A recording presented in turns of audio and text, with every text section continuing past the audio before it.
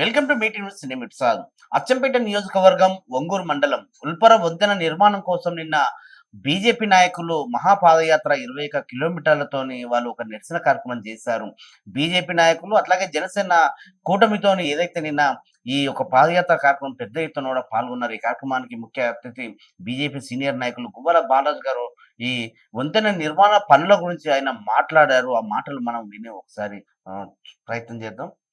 కాంగ్రెస్ కాంగ్రెస్ ప్రభుత్వానికి కాంగ్రెస్ పార్టీ నాయకులకు కాళ్ళ కింద భూమి కదిలిపోతున్నట్టు అనిపిస్తుంది. కేవలము ఈ 22 కిలోమీటర్ల పాదయాత్ర మండల పార్టీ తలపెట్టిన పాదయాత్రకే ఈ రకంగా భయపడుతూ ఉన్నారు అని అంటే దీన్ని బట్టి మా ఉల్పరా గ్రామస్తులు అదేవిధంగా నల్గరకు సంబంధించినటువంటి నాయకులు కార్యకర్తలు అదేవిధంగా రంగాపూర్ కోనాపూర్ ఒంగూరు మండల వివిధ గ్రామాలకు సంబంధించినటువంటి కొంతమంది కేవలం ఈ గ్రామము ఈ ఎన్రూట్ విలేజెస్ ఇక్కడ నుండి కల్వపూర్తికి వెళ్ళేటువంటి దారిలో అచ్చంపేట నియోజకవర్గానికి సంబంధించిన ఒంగూరు మండలానికి సంబంధించినటువంటి 2-3 గ్రామాల ఈ రోడ్డు సమస్య విషయంలో మేమే పాదయాత్ర చేస్తామంటే వస్తుంది.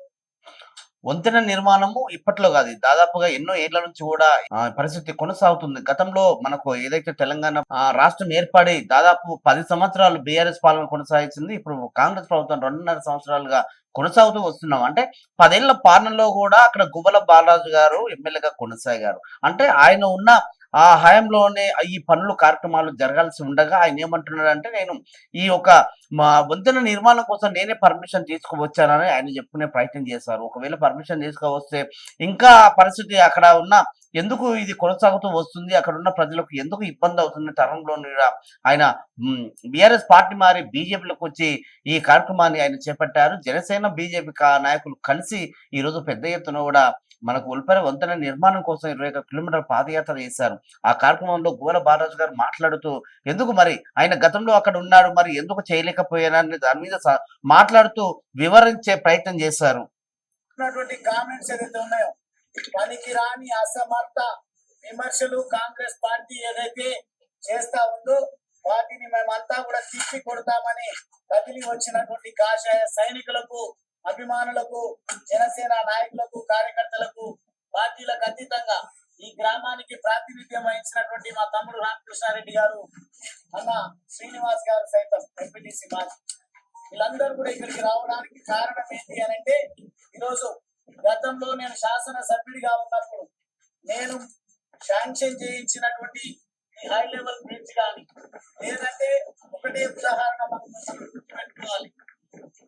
గణపతి రెడ్డి గారు టీఎన్సీగా ఉన్న సమయంలో మన స్వగ్రామము డిండి చింతపల్లి, ఆ డిండి చింతపల్లిలో పుట్టిండు కాబట్టి గణపతి రెడ్డి గారి దగ్గరికి వెళ్ళి నేను శాసనసభ్యుని మొదటిసారి అయినా నాకు ఉత్సాహం ఉంది, నా ప్రజలు తెలంగాణ ఉద్యమం నుంచి మొదలుకుంటే ఈ రోజు వరకు కూడా నన్ను ఒక కుటుంబ సభ్యుడిలాగా భావిస్తా ఉన్నారు, వారికి నా పైన ఎన్నో ఆశలు ఉన్నాయి, మీరు అధికారిగా ఉన్నారు, నేను పెట్టేటువంటి ప్రతిపాదనను కాదనకుండా మీరు మూవ్ చేయండి, నేను ముఖ్యమంత్రి గారితో మాట్లాడతా అంటే పాజిటివ్ రిమార్క్స్ తోన వారు ఆ ప్రతిపాదనను అక్కడి నుండి మన హైవే నుంచి హాజీపూర్ జంక్షన్ వరకు కొండారెడ్డిపల్లి, కోల్కపల్లి, చింతపల్లి ఈ గ్రామాలను అన్నింటినీ కనెక్ట్ చేస్తూ డబుల్ రోడ్డును మనం మంజూరు చేసి పూర్తి చేసుకోవడం జరిగింది.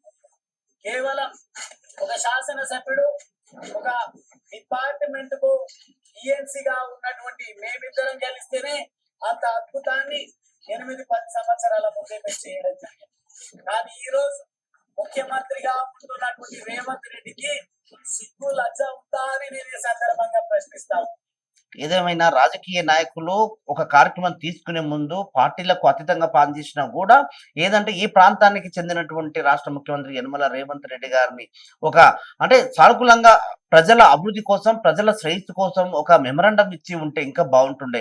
ఆయన సొంత ఇలాకాలో వచ్చేసి ఆయనకు సిగ్గు ఇంకా అదుందా అన్నట్టుగా ఆయన మాట్లాడే ప్రయత్నం చేశారు. ఏదైతే గతంలో మీరు 10 ఏళ్ల పాలనలో మరి ఎందుకు గుర్తుకు రాలేదు? 10 ఏళ్ల పాలనలో మీరు 2 టర్ములు మీరే ఎమ్మెల్యేగా కొనసాగారు కాబట్టి పర్మిషన్ తీసుకొచ్చిన సందర్భం ఉంది. ఆ ఒక ఏదో ఆ బ్రిడ్జ్ నిర్మాణం, వంతెన నిర్మాణం కోసం కూడా పని కంప్లీట్ అయ్యుంటే బావుంటుండే. మరి ఈరోజు భారతీయ జనతా పార్టీ ఈ ఎంత పెద్దన పాదయాత్ర తీసుకొని వచ్చిన ఈ కార్యక్రమాల్ని సీఎం గారి దృష్టికి తీసుకెళ్లే చాలా మార్గాలున్నాయి. So, okay. ఆయన నిన్న పాదయాత్రగా చేసి ఆయనకు సిగ్గు, లజ్జ ఉందా అనే అంశం కూడా గువ్వల బాలాజీ గారు సీఎం గారిని చాలా ఘాటుగా విమర్శించారు. సో, ఏదైతే ఉంది దాదాపుగా 21 కిలోమీటర్ల పాదయాత్ర ద్వారా కల్వకుర్తి మార్గాన వచ్చి ఇక్కడ అధికారులకు వాళ్ళు మెమోరాండం ఇవ్వడం జరిగింది.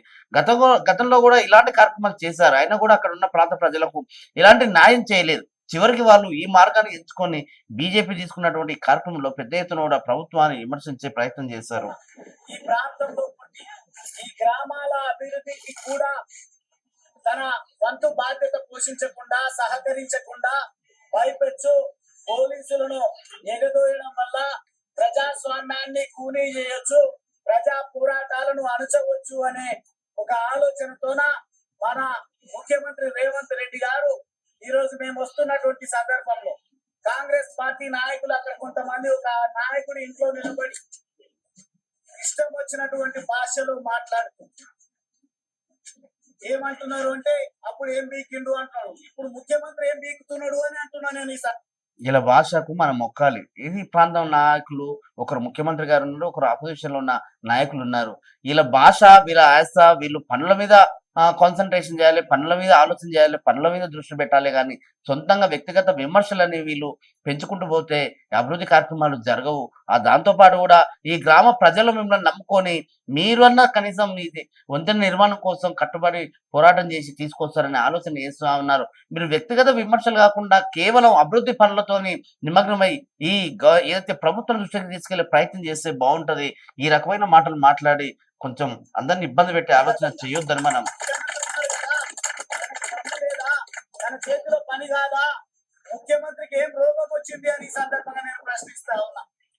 ఈ ప్రాంతంలోనే పుట్టిన, ఇక్కడనే చేస్తా, ఆయన ఎక్కడ పిల్లిలాగా ఎవరికి కనిపించకుండా వచ్చిండో తెలియదు కానీ ఈ రోజు నల్లమల్ల పులిని అని చెప్తా ఉన్నాడు. అంత పెద్ద పులి అయితే ఈ రోజు ఈ అచ్చంపేట పరిస్థితి ఈ రకంగా ఎందుకుందో కాంగ్రెస్ పార్టీ సమాధానం చెప్పాలి, రేవంత్ రెడ్డి గారు సమాధానం చెప్పాలి. చూడండి, ఈరోజు మార్కెట్ యార్డులో తన సొంత నియోజకవర్గం అచ్చంపేట నియోజకవర్గంలో మా వ్యవసాయ మార్కెట్ యార్డులో 100 లోడ్లకు సంబంధించినటువంటి పంట మీరు ధాన్యానికి కవర్ చేసుకోవడానికి తాడ్పాలు ఇవ్వకుండా, అదే విధంగా ధాన్యాన్ని సేకరించి తీసుకొచ్చినటువంటి ధాన్యానికి రైతులకు రక్షణను ఇవ్వకుండా నెలల తరబడి ధాన్యాన్ని అక్కడ యార్డులో ఉంచితే దిక్కు ముక్కు లేకుండా పట్టించుకోకుండా నిన్న వచ్చినటువంటి అకాల వర్షానికి రైతులు మొత్తం కూడా ఇబ్బంది పడతా ఉన్నారు. సొంత నియోజకవర్గంలో ఏం జరుగుతుందో పర్యవేక్షణ లేనటువంటి పనికి రాని ముఖ్యమంత్రి ఎవడైనా ఉన్నాడా అంటే అది ముమ్మాటికి రేవంత్ రెడ్డి అని ఈ సందర్భంగా నేను తెలియజేస్తాను. అటువంటి నాయకుడికి వత్తాసు కలుపుకుంటూ అప్పుడు ఏం చేసిండు అంటున్నారు.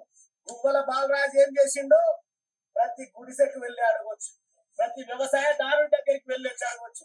లేదంటే స్థానికంగా మన ఖనిజ సంపద ఏదైతే ఉందో ఇక్కడ ఉన్నటువంటి ఇసుకను స్వంత అవసరాల కోసం కేవలం మన హక్కుగా ఉన్నటువంటి మన సంపదను మన కోసమే వాడుకుంటున్నటువంటి ట్రాక్టర్లు ఉన్నటువంటి వాళ్లకు ఏ మాత్రము పోలీసుల ద్వారా గాని ఇతరుల వల్ల గాని ఇబ్బంది కలగకుండా నేను ఇక్కడ ఉన్నటువంటి ఇసుక ఒక రవ్వ కూడా బయటికి అమ్ముడు పోకుండా రక్షణగా ఉన్న నేను. కానీ ఈ రోజు ఈ కాంగ్రెస్ ప్రభుత్వంలో స్థానికంగా ఉంటున్నటువంటి ప్రజల అవసరాలకు గాని ప్రభుత్వ అవసరాలకు గాని ఇసుక ఇవ్వకుండా ఇక్కడ ఉన్నటువంటి ట్రాక్టర్ల పైన అక్రమ కేసులు బనాయించుకుంటూ, ఇక్కడ ఉన్నటువంటి పేదలను ఇబ్బందులకు గురి చేసుకుంటూ 100ల కొద్ది హెవీ వెహికల్స్ తీసుకొచ్చి పోరాడి సాధించుకున్న తెలంగాణ కోసం గువ్వల బాలరాజు గారు ఒక కార్యకర్తగా ఎదిగి ఎన్నో పోరాటాలు, ఎన్నో ఉద్యమాలు, ఎన్నో కార్యక్రమాలు చేశారు.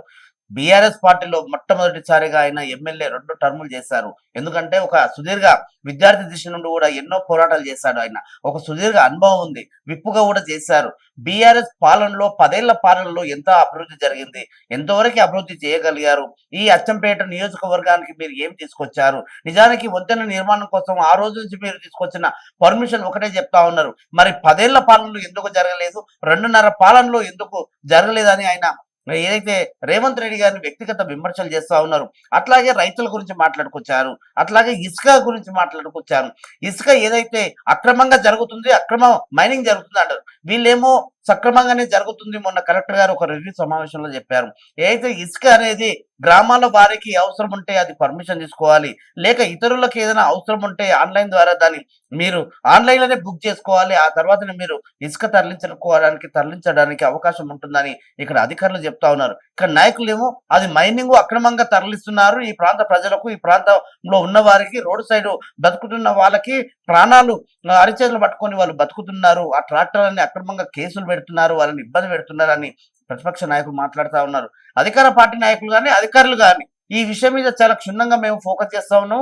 ప్రతి వెహికల్ ఇసుక కొట్టే వెహికల్ కూడా మేము నెంబరు తీసుకొని దాని డీటెయిల్స్ తీసుకొని లైసెన్స్ దాని డాక్యుమెంట్స్ అన్ని పెట్టుకున్న తర్వాతనే దాన్ని లీగల్ గా ప్రొసీజర్ ప్రకారంగానే ఆన్లైన్లో దాన్ని అప్లై చేసుకున్న తర్వాతనే వాళ్ళకు పర్మిషన్ ఇవ్వడం జరుగుతుంది.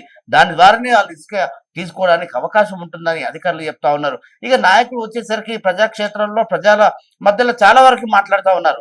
నిజానికి మీరు గతంలో తీసుకొచ్చిన అంశాలని ఇప్పుడు కేవలం 2.5 సంవత్సరాలు తీసుకొచ్చిన అంశాలని ముడిపెడుతూ ఇప్పుడున్న అధికార పార్టీ నాయకులు ఏం చెప్తా ఉన్నారు? 10 ఏళ్ల పాలనలో మీరు చేసిన అన్యాయాలకు చెక్ పెట్టుకోవడానికే మిమ్మల్ని ఎక్కడ కూర్చోబెట్టారు? మేము మంచి పాలన అందిస్తాం కాబట్టి మాకు పాలన అందించారు, మమ్మల్ని ఇక్కడ గద్దెనెక్కించారని అధికార పార్టీ నాయకులు చెప్తా ఉన్నారు. సరే, మొత్తానికి ఏదైతే ఉల్పెర వంతెన నిర్మాణం కోసం బీజేపీ నాయకులు పాదయాత్ర చేస్తున్న సందర్భం చూసుకున్నట్టయితే గువ్వల బాలరాజు గారు కేవలం అక్కడ వ్యక్తిగత విమర్శలతోనే ఆ ప్రాంత వాసులని దృష్టిలో పెట్టుకొని వ్యక్తిగతంగానే దాడి చేసే ప్రయత్నం చేస్తా ఉన్నారు. మొత్తానికి నేను ఎంతమంది పాదయాత్ర చేశారు, ఎన్ని కిలోమీటర్లు చేశారు, ఇక్కడ ఏ అధికారులను కలిశారు, ఆ అధికారుల నుంచి ఎలాంటి ఫీడ్బ్యాక్ వచ్చింది, వాళ్ళు ఎలా స్పందించారు, అక్కడ నుంచి వాళ్ళు ఉల్పర, రంగాపూరు అట్లా ఆ గ్రామాల నుంచి ఇక్కడ కల్వకుర్తి చేరుకొని ఇక్కడ ఆర్టీఓ గారికి మెమోరాండం ఇచ్చారు. ఆయన సానుకూలంగా స్పందించారు. సో మేము ఎట్లా ఉన్నా అంటే భవిష్యత్తులో ఇది నాయకుల దృష్టికి, యంత్రాంగ దృష్టికి తీసుకెళ్లి వంతెన నిర్మాణం కోసం కూడా మేము దీన్ని కొంచెం జరిగేలా చూసుకుంటామని అధికారులు చెప్పారు. మొత్తానికి పాదయాత్ర ద్వారా ఏదైతే మనకు ఉల్పెర వంతెన నిర్మాణ పనుల కోసం బీజేపీ చేపట్టిన మహా పాదయాత్రలో చాలా చాలా సీరియస్ గా చేశారు. సో అట్లాగే ప్రభుత్వం మీద కూడా గువ్వల బాలరాజు గారు చాలా ఘాటైన విమర్శలు చేశారు.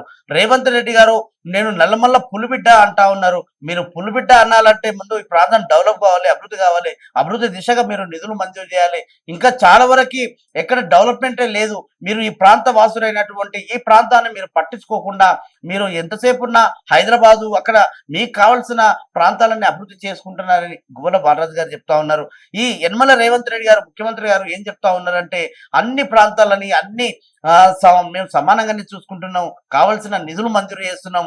ముఖ్యంగా చెప్పాలంటే కల్వకుర్తి నియోజకవర్గానికి, ఈ ప్రాంతానికి అన్ని ప్రాంతాల కన్నా అత్యధికంగా నిధులు తీసుకొచ్చి ఈ ప్రాంతానికి సీసీ రోడ్లు అయితే ఉంది, చాలా వరకు మనకు స్కూల్స్ ఏదైతే ప్రభుత్వ పాఠశాలను బలోపేతం చేయడానికి ఇంటిగ్రేటెడ్ స్కూల్స్ చాలా వరకు కూడా మేము మధ్యతరగతి కుటుంబాల మీద ఫోకస్ చేస్తా ఉన్నాం. వాళ్ళని అభివృద్ధి దిశగా ఎన్నో ప్రయత్నాలు చేస్తున్నాం, ఎంతో అభివృద్ధితో ముందుకెళ్తున్నాం అని యనమల రేవంత్ రెడ్డి గారు చెప్పే ప్రయత్నం చేస్తా ఉన్నారు. అవేవి కనిపించకుండా ఈ రోజు బీజేపీ నాయకులు కేవలం ప్రభుత్వమైన బురద జల్లే ప్రయత్నాలు చేస్తా ఉన్నారు. ఒక రకంగా చూస్తుంటే బీజేపీ నాయకులు ఈ మధ్యనే బండి సంజయ్ గారి మీద బీఆర్ఎస్ నాయకులు ఎంతో బురద జల్లే ప్రయత్నం చేస్తా ఉన్నారు. ఆ విషయాలన్నీ కప్పు పెట్టుకొని మీరు ఏదో చేయాలి, మొత్తం డైవర్షన్ పాలిటిక్స్ చేయాలి, ఆ విషయాన్ని ప్రజలను దారి మళ్లించాలని ఈ అంశాన్ని తీసుకున్నారని ఏదైతే అధికార నాయకులు చెప్తా ఉన్నారు.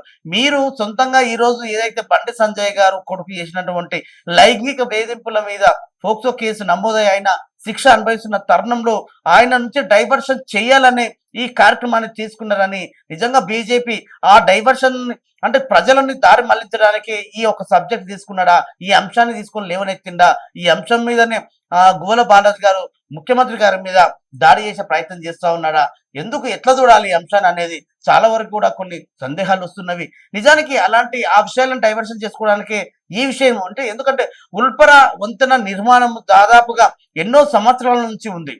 గతంలో 10 ఏళ్ళు పాలనలో మీరు ఎంతవరకు తీసుకొచ్చారు? చేయాలనుకుంటే అప్పుడు మీరు కీలకమైన పదవిలో ఉన్నారు. ఆ సమయంలో చేయాల్సింది.